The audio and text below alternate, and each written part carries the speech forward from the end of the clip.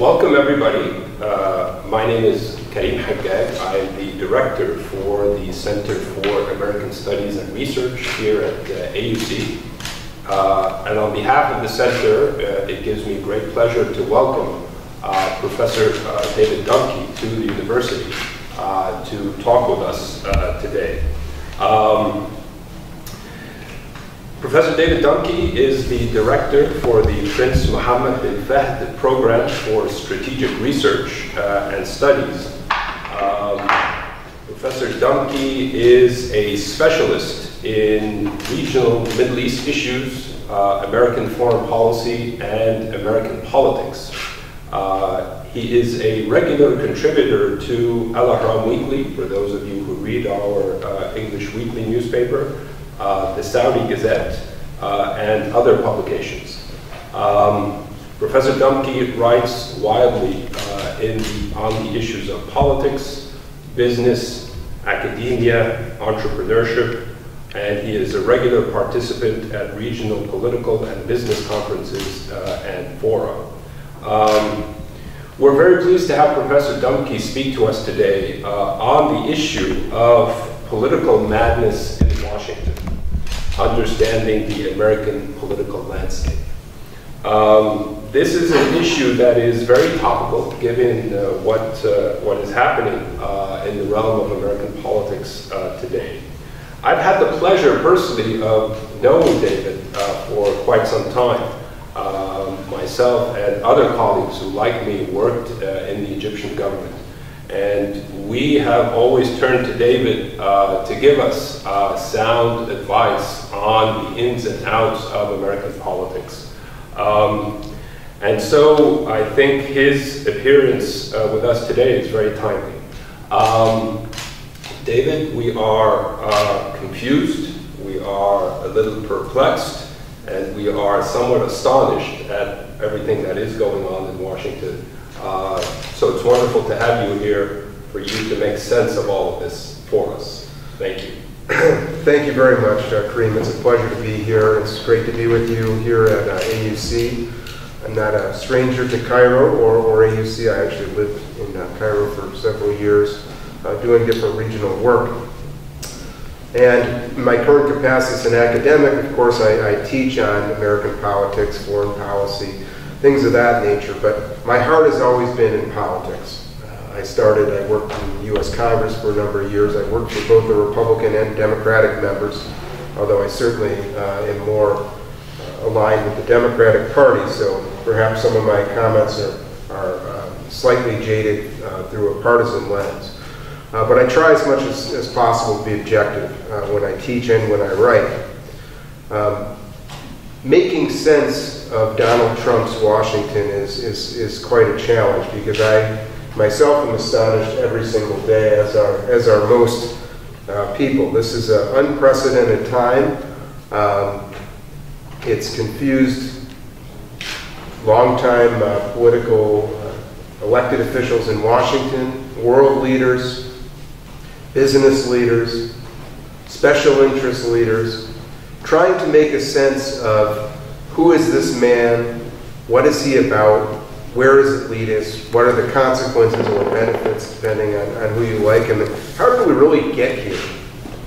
And beyond that, what are the implications for the United States, for the world? What does this mean? So I just want to point out a few, and there's been, one thing Trump has produced, both for comedians and for political analysts, is endless source of material. People making fun of him and joking because some of the things he says which are so outrageous, and so outrageous so in fact that if they weren't so deeply offensive and troubling, they would actually be very funny in a certain lens, satirical lens. And analysts have tried to make sense of this guy through very complex explanations of his psyche. He's a narcissist, he's this, he's that. The reality is you kind of have to step back and look at what is motivating this person. What is he about? So what do we know about Donald Trump? This is a man who's been in the news for 30 years, essentially. So it's not an unknown. Not as a political figure, but as a public relations figure. Now, if you look at his background, it always is Donald Trump, businessman. But really what he became famous for was getting in New York tabloids in the 80s. This is an era where, I don't know if any of you have heard of the movie Wall Street. It was a very famous movie in the 80s. Charlie Sheen was one of the actors, and Michael Douglas was the other. And basically it told the story of 80s excess wealth in New York, the super rich, this new class of people who were above everyone else. And Donald Trump was very much, he was not a stock trader, but he's very much part of that caricature of the character in that movie called Gordon Gekko. And of course, like that 80s Wall Street boom, which burst in the late 80s, Donald Trump's fortunes in the late 80s burst. This is a man who's been in and out of bankruptcy several times, and a lot of people have wondered, how did he recover? Well, he recovered through public relations.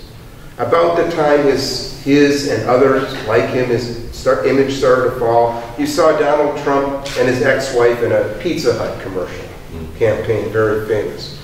You saw Donald Trump write a book, and I use the term write loosely because there's little evidence he either wrote it or he read it, certainly. But you always saw him reinventing himself and somehow re-emerging. What he eventually did was selling his name brand to other people who ran businesses or owned properties. They put the Trump name on it, so it wasn't real ownership, but he was getting money and credit for being this mass businessman. This culminated with him taking advantage of the reality TV industry and becoming a star with The Apprentice, a TV show, which again depicted him as this suave businessman, savvy businessman who made very tough decisions and succeeded.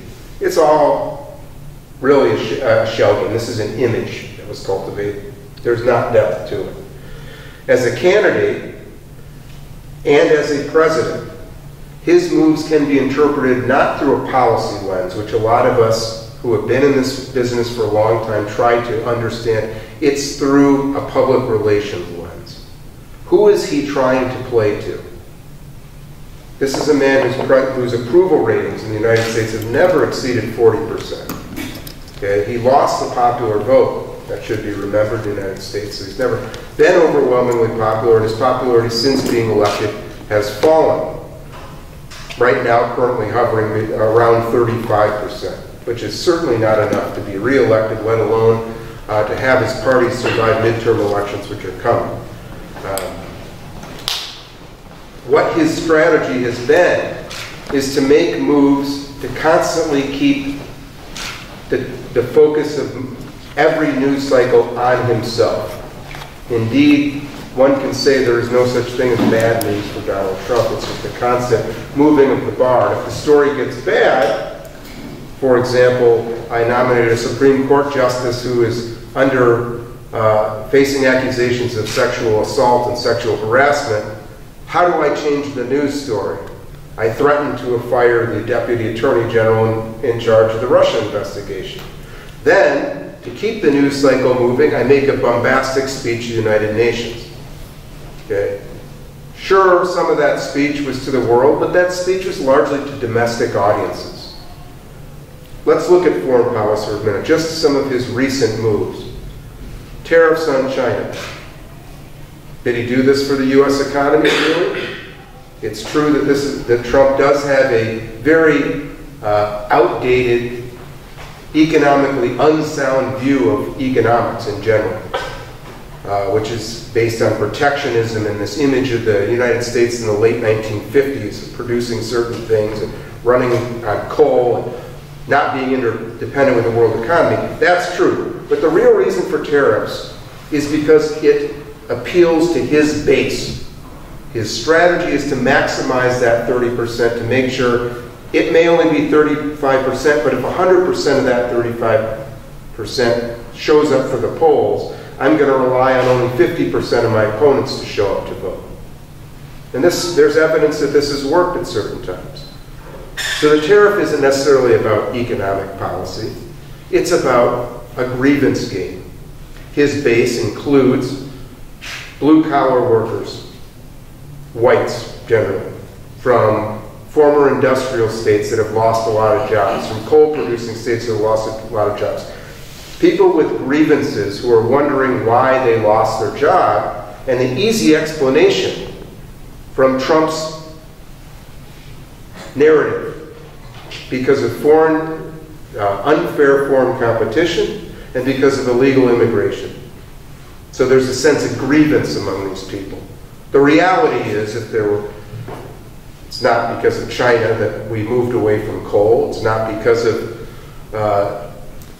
of Mexican immigration, for example, that we don't have Americans working agriculture fields, picking fruit and doing things like that. This is a narrative he's created. Turkey. The U.S. has a troubled relationship with Turkey, a NATO ally right now. And the one issue that's really driving this is Turkey's refusal to release an evangelical preacher named Andrew Brunson. Now, is one man worth an entire relationship? In Trump's estimation, it really doesn't matter about Brunson. It's about evangelical Christians, which compose another important part of his base. And this is an issue that they feel is important. Israel. The decision to move the U.S. embassy to Jerusalem. Is this because Donald Trump is so committed to Israel's survival and doing what they want? No. The reality is he's committed to his donor base, which includes people like Sheldon Adelson, who have given hundreds of millions of dollars to his campaign. This is a man who's transactional in his relationships, and those who curry favor to him will get the favor returned. Iran is, by the same token, also plays to some of these elements.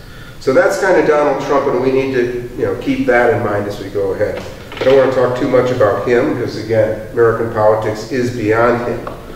The United States has had, so Trump is one specific problem, but he's really the explanation point on a process that's been happening in the United States for a couple decades, which is a growing and increased division and based on partisanship, based on where people live, based on their background, those who are educated, highly educated, those who aren't educated, those who live in rural areas, those who live in cities, those who live in suburbs.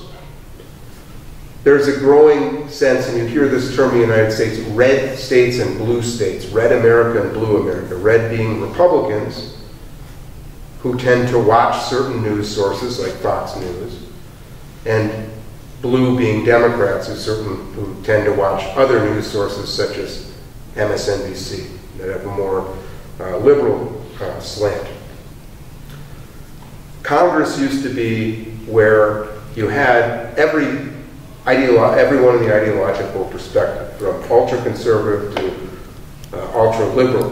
What's happened over time is you have a process called gerrymandering in the United States. Every congressional district in the United States is the same size population-wise, but the maps are drawn by state legislatures, which of course are controlled by one party or another.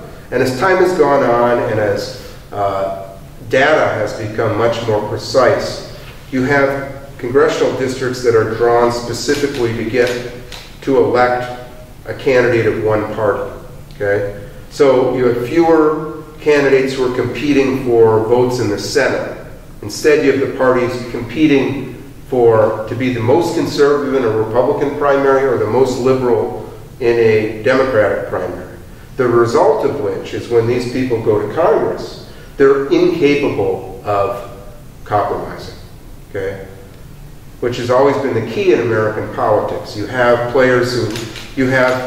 candidates who won because they appealed to people on the other party or in the Senate.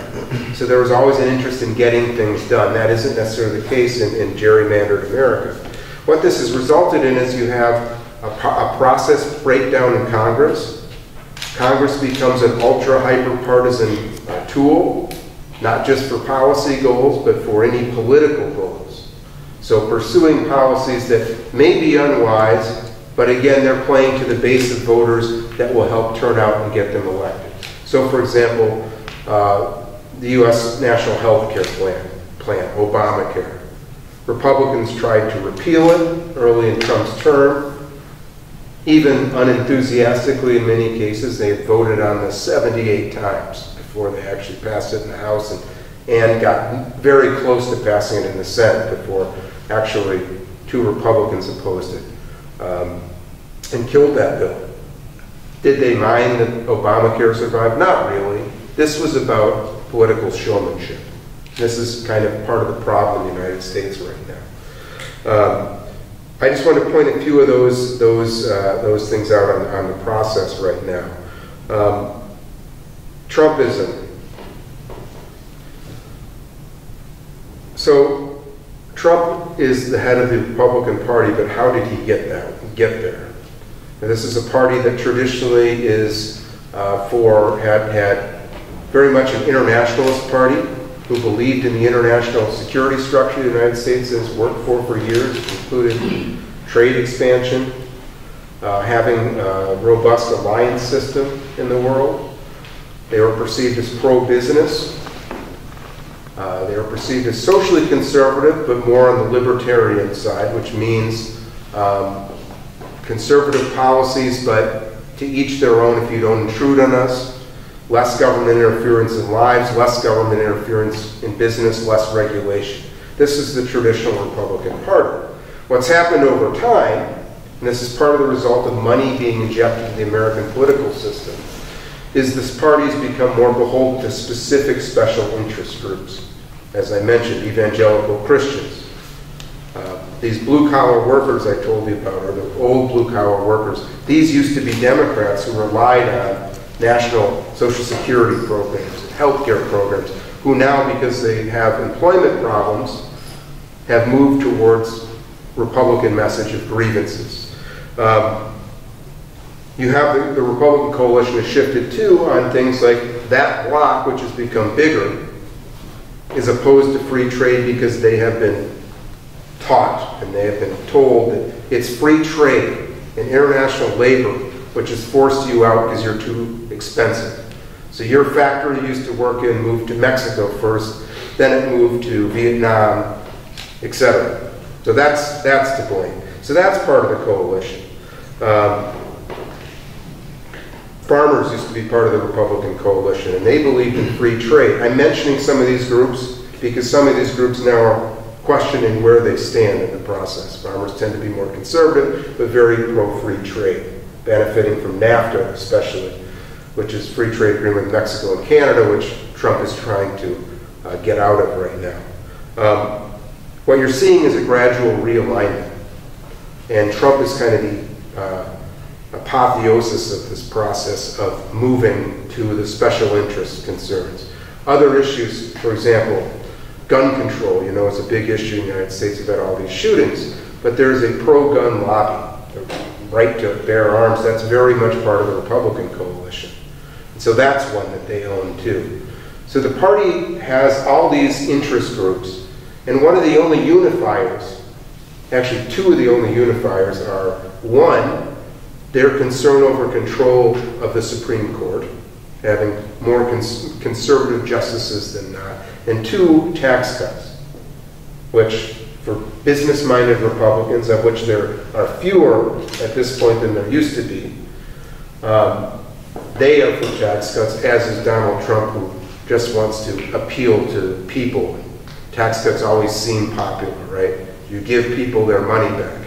That's the perception. Of course, the U.S. budget deficit is $1 trillion this year, but who's at it, right? Doesn't matter. So that's kind of some of the things going on in terms of the parties shuffling. I want to take some of your questions as to what you would want me to talk about in terms of where Democrats are going, others. I also am happy to talk about what impeachment process means. The Mueller investigation you may have heard about, because Donald Trump he is going to come under serious legal threat and political threat here in the coming months. Kind of the shifting role of America in the world. So I've talked for a while. Why don't I open it up for questions and we go from there? Thank you, David. You've put on the table what I think is a very interesting snapshot of the dynamics currently taking place in American politics.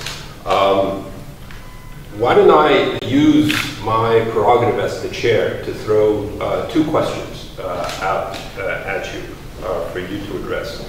The first is kind of like a big picture question. We are hearing growing concerns within the American commentariat, the commentators, journalists, politicians, about the potential threat to American democracy posed by Donald Trump, and at a deeper level posed by the increasing polarization, the division, partisanship that you described. Is that a real concern? I mean, the concern that the threat that Donald Trump poses undermines the fundamentals of American democracy, the checks and balances built into the system that guarantee pluralism, that guarantee freedom of the press. So I was wondering if you could address that and tell us if it's a real concern.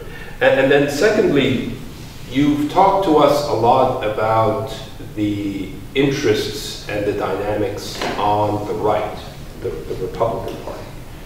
Can you shed some light for us on what is happening on the left, the Democratic Party? What is the left's response to the challenge posed by Trump and the Republicans in this increasingly polarized environment? Okay. Well, on the first question, I guess it depends on whether I get up on one side of the bed or the other. Right. On the negative, you could say yes, it's Donald Trump and the rhetoric and the lack of process both inside the White House and lack of respect for constitutional norms and frankly for decency in rhetoric. You know, Republicans and Democrats have always been political opponents but not enemies, and we've really crossed that threshold right now, where people who compromise are castigated actually by, certainly on the Republican side more fiercely than the Democratic, but they become part of the problem. That said, you got to look at this in a historical perspective. We've gone through rougher times in the United States. We had a civil war where 600,000 people were killed, for crying out loud. So let's start with that. You know, and that was a test of states' rights and constitutional. So the U.S. system has traditionally been a pendulum. It swings one way and then swings the other. You don't have Barack Obama without George W. Bush having a very disastrous term in office, and you don't have Donald Trump without Barack Obama. And that's kind of a pullback from some of the forces that propelled Obama, propelled Donald Trump. It's a give and take. But you always have to have the ability to respect the system, and respect the norms and respect the rules. So it's a real test over something of if the president has broke a law, is he going to face the consequences of that?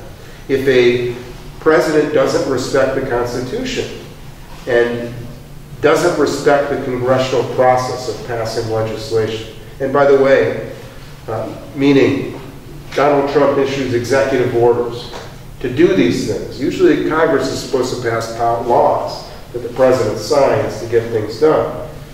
Both with Trump and, frankly, with Obama, there was a tendency, because they didn't think they could get their policies through Congress, to issue executive orders. So essentially acting outside of the confines of the usual system. So if that becomes a norm, it's a problem. But again, because of Trump, and there's a myriad of investigations of he and his administration, both the whole Russia probe, but also how they're actually allocating money. There's a lot of different things going on.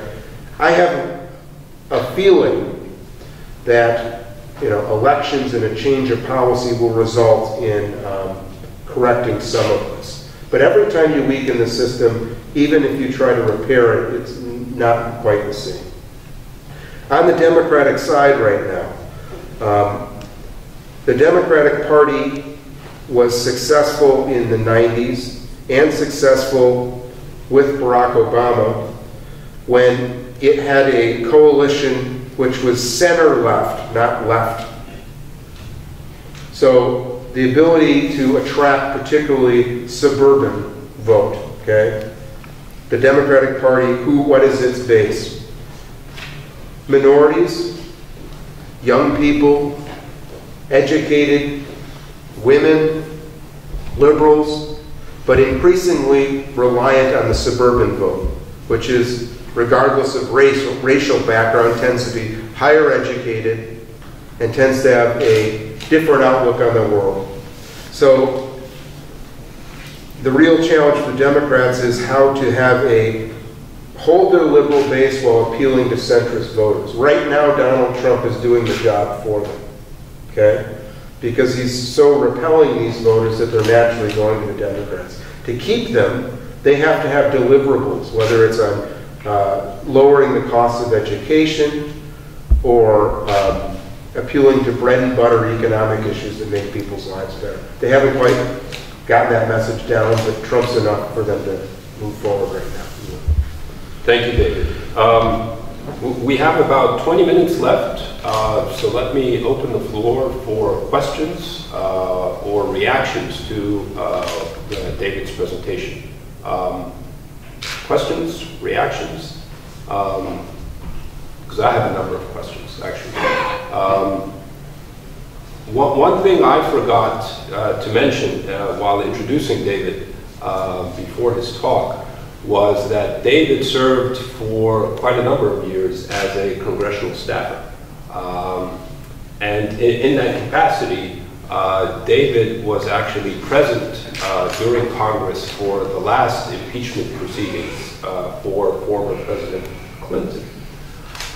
So now with the increasing talk of impeachment,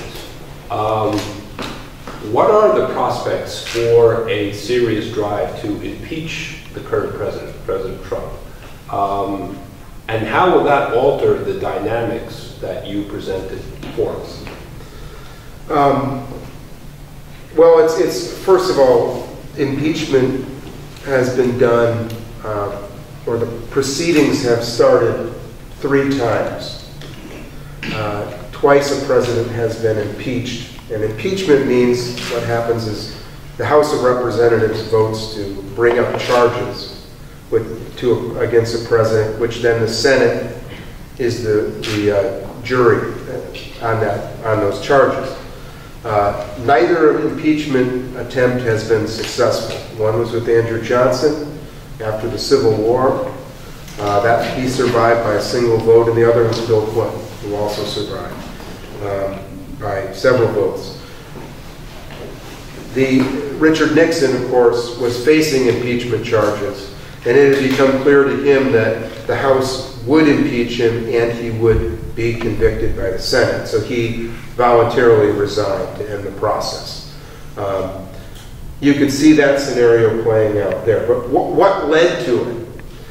You always have an independent investigation, which is what Mueller is right now. So you have to have real charges.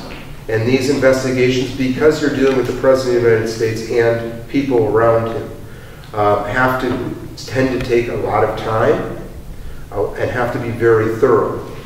And what they do typically is they start with an outward circle of people around the president, and if there's more smoke, they get closer and closer and closer to the president. Already, we've had convictions or pleas from Trump's national security advisor, campaign manager, lawyer, and fixer, and others around the president. So it's getting very close to him. That said, Robert Mueller has not completed his investigation. When he does, and what's the scope of that investigation? That's where presidents have always complained, because it gets into not only charges of whether Russia interfered, but it can get into someone's personal business, which in Trump's case, there's always been this perception of where he got his money, how this man survived bankruptcy 4 times, why were a lot of real estate purchases of his properties done by Russian businessmen done in cash. I mean, there's questions. So if that opens up that can of worms, it could really be problematic. Democrats have threatened to bring this up, and Republicans are eager for them to talk about it, because that tends to drive out their base who wants to protect their president. So most Democrats are staying quiet on impeachment right now. If they win Congress, of course, in November, which is likely, they will still wait for Mueller to complete his investigation before impeachment's ever looked at. And then, once the investigative report is issued, you have to see if it's credible and rises to the standard of removing a president, which is high crimes and misdemeanors. This is where Bill Clinton, who had an affair and lied about it, it was deemed not high crimes and misdemeanors by the Senate. So it was seen as a waste of money and a partisan boondoggle where they spent $100 million on an investigation, which originally had been over an Arkansas real estate deal. So these things tend to take on lives of their own. It remains to be seen how quickly this will happen. But certainly the president is bothered by it and knows it's there. Now, what could make this go quicker? If he fires the investigator, if he fires the attorney general, the deputy attorney general in charge of this investigation, that could speed up the process of impeachment, because it doesn't matter what they're investigating, the charge would be obstructing justice. Yeah. David, I was wondering if I could bring you back to foreign policy for a minute. You touched on very specific instances where the president has taken decisions on foreign policy that are highly political or highly politicized, with the objective of reinforcing his political base. I was wondering if you could reflect on how that affects American foreign policy towards our part of the world, the Middle East. So we clearly see decisions that have been a departure in American foreign policy, especially towards the Palestinian issue. You mentioned the move to relocate the embassy, the American embassy, to Jerusalem, which is a significant departure for an American president to undertake. So there are areas of differences with past administrations, but there are areas of continuity. So it appears that the Trump administration is preserving American alliances in the region, with Egypt, with Saudi Arabia, certainly with Israel. There seems to be a reluctance to engage in another American war in the region, which is an element of continuity from the past administration, a major American war in the Middle East. So how are we to read American foreign policy towards the Middle East in light of Trump's politics? Well, first of all, I think it's important to keep in mind there is not a policy process with this administration. It's really about one man's tendencies. In the past, whether it was Obama or Bush or Clinton or the previous Bush, there was a process under which a decision was made, particularly one of consequence, whether it's a trade agreement, assistance, whether to give it or to take it away. In this administration, it's been shown that the Secretary of State, certainly the first Secretary of State, Tillerson, didn't have any influence at all. The Secretary of Defense, the rumors in recent weeks, because Trump is angry about what he reportedly said to Bob Woodward, who wrote a book on Trump, is prepared to fire him after the midterms. There aren't influencers, it's about one man. And you got to go back to Trump's psyche. First of all, this is a man who, relationships are transactional, okay? I provide you this, you provide me this. Therefore, this is a man, whether you look at his speech yesterday or beyond, doesn't really believe in foreign aid as a tool to win people over. It's a tool of what do I get for it. So that should actually be a point of caution for Egypt in particular. This is also a man who's susceptible to flattery, which is why the Saudis were very wise to bring him over and give him a golden sword and have him dance and all this and praise him as a great leader. They've been able to have the White House on their side on many policy issues, largely because of that. Now, what happens, and they were pretty quiet on Jerusalem, which was a big issue. What happens, though, when Trump drops his peace plan? that neither the Saudis or Egyptians can accept, possibly, because clearly it's not going to favor the Palestinians. Does Trump get angry at Egypt and say, we've given you 60 billion, and one morning, and it wouldn't be through a discussion, it'd be through a tweet. We've given Egypt $60 billion, sad, they're not with us, sad, and calls for cutting aid. And it could happen that quickly. So you have to, I would only advise caution with this administration. You hope that some of the conversations such as President Sisi and Trump had the other day on terrorism cooperation continue to win the president over. But at the end of the day, I think a lot of leaders, not just in this region but beyond, are very cautious and want to stay out of the limelight. I mean, who has the U.S. clashed with, after all? Canada, Mexico, South Korea. What do these countries have in Germany? What do these countries have in common? They're our closest allies. So, caution is the watchword. Caution in reacting to one tweet or another. I think that's very wise.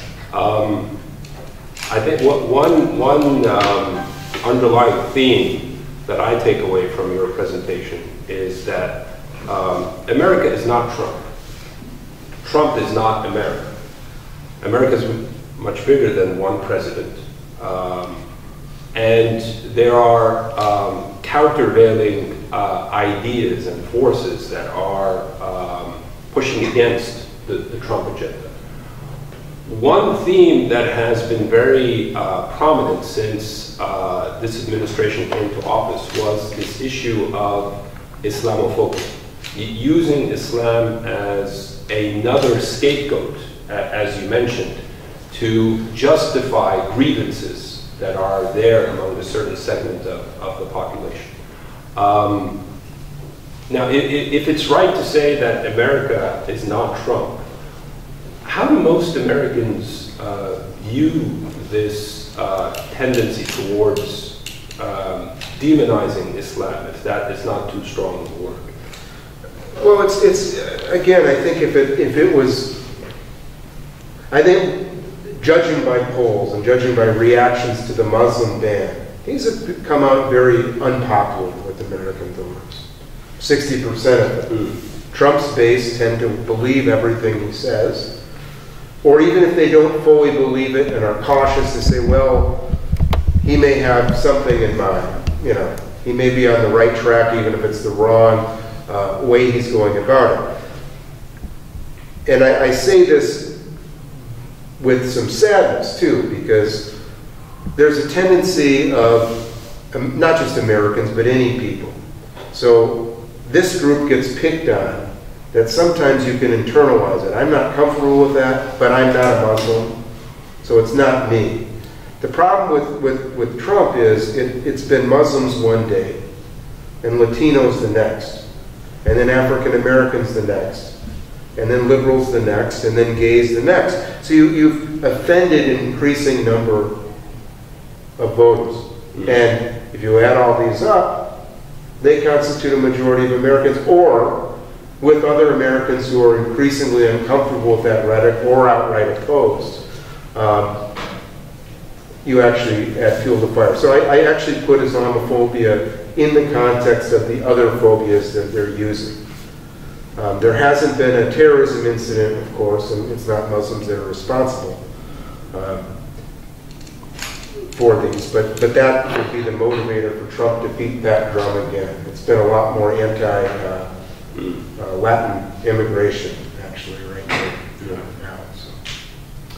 So the next political milestone seems to be the midterm elections in November.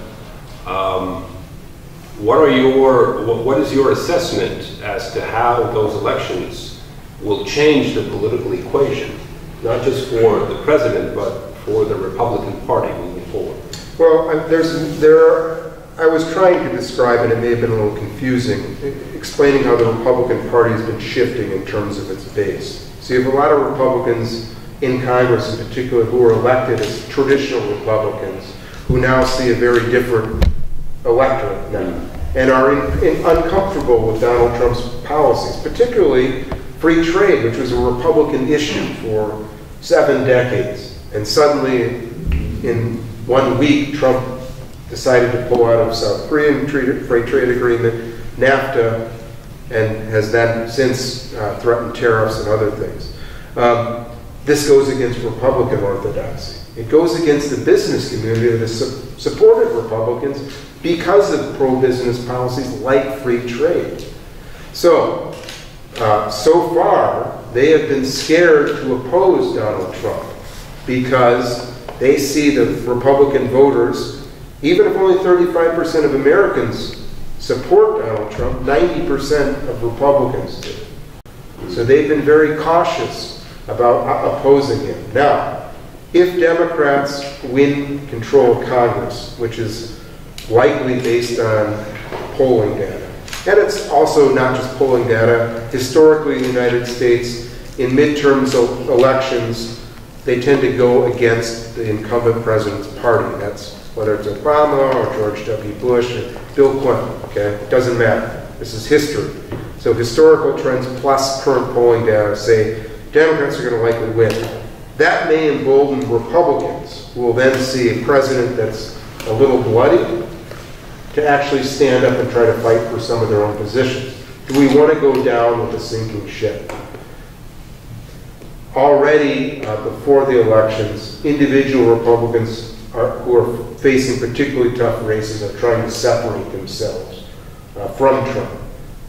Trump, however, is going out and saying, I want this election to be about me and my policies. Democrats are happy about that. Please.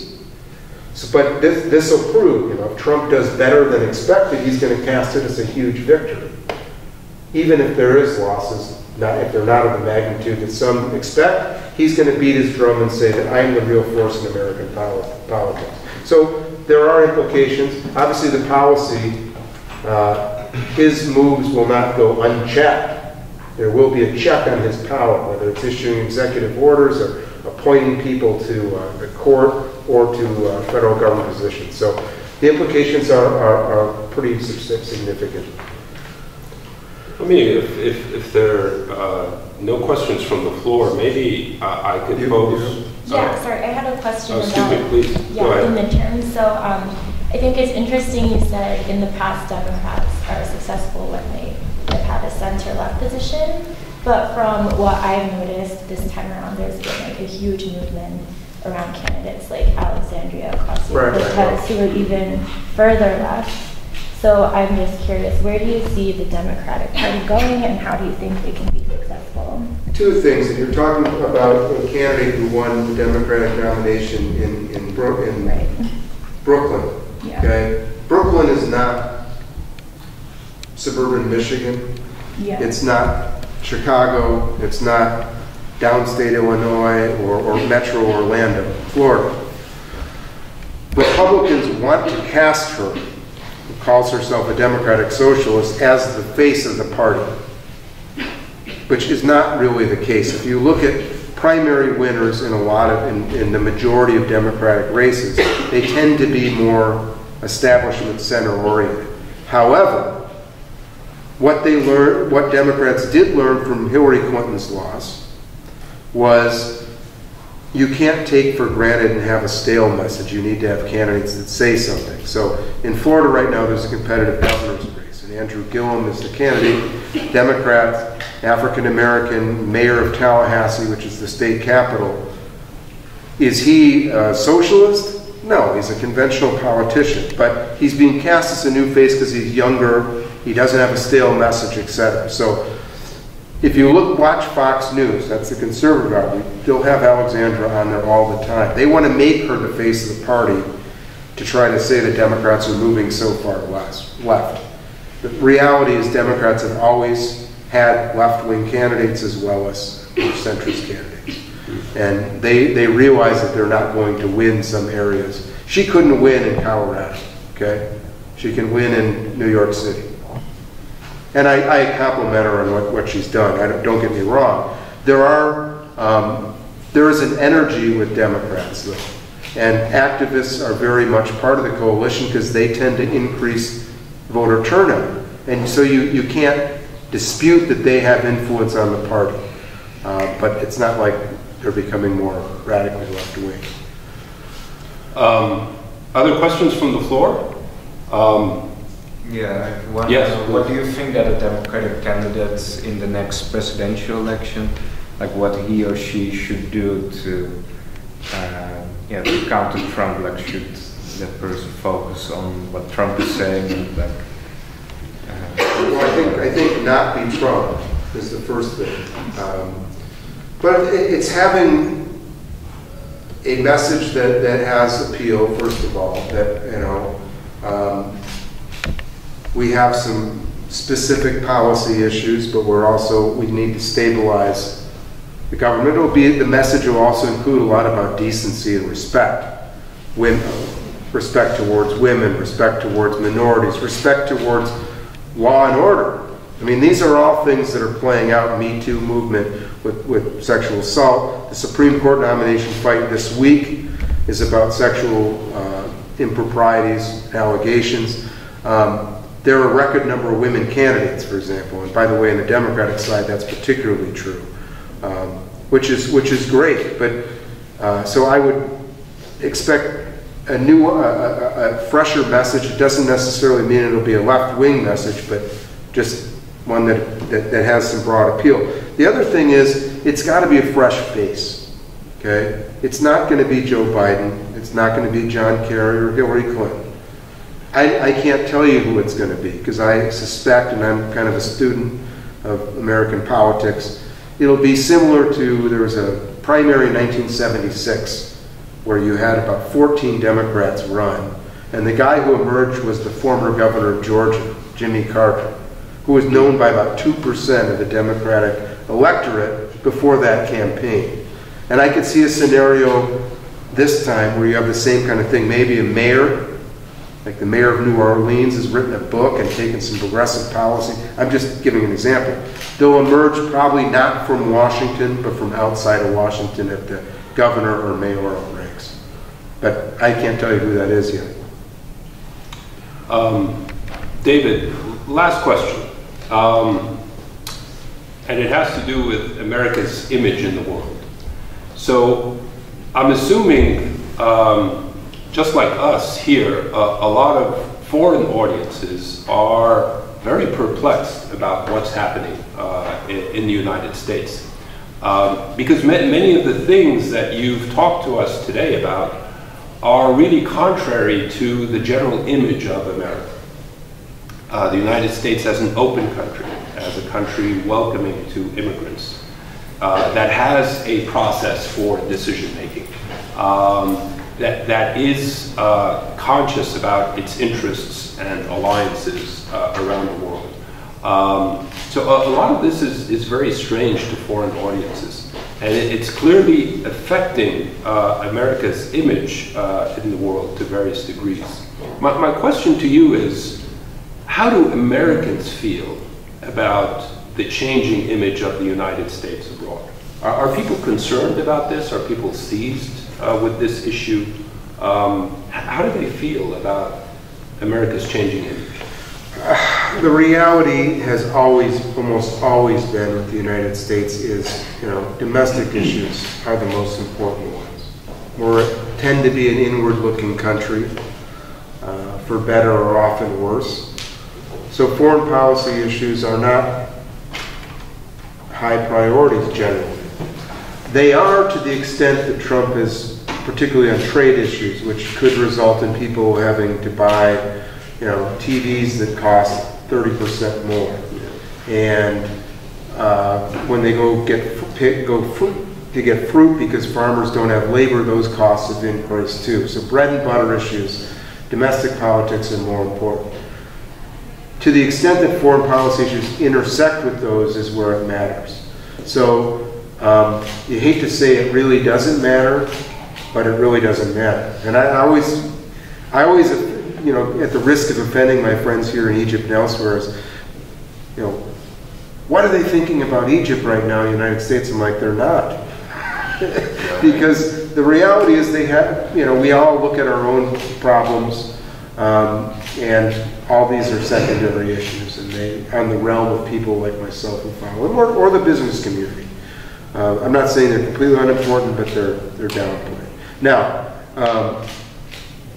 I think one thing that Trump hit on, which was right, and of course he's done it all wrong, but America worked since World War II to build an international security framework based on defense, partnerships on defense issues, security and intelligence issues, an alliance system, and a trade system.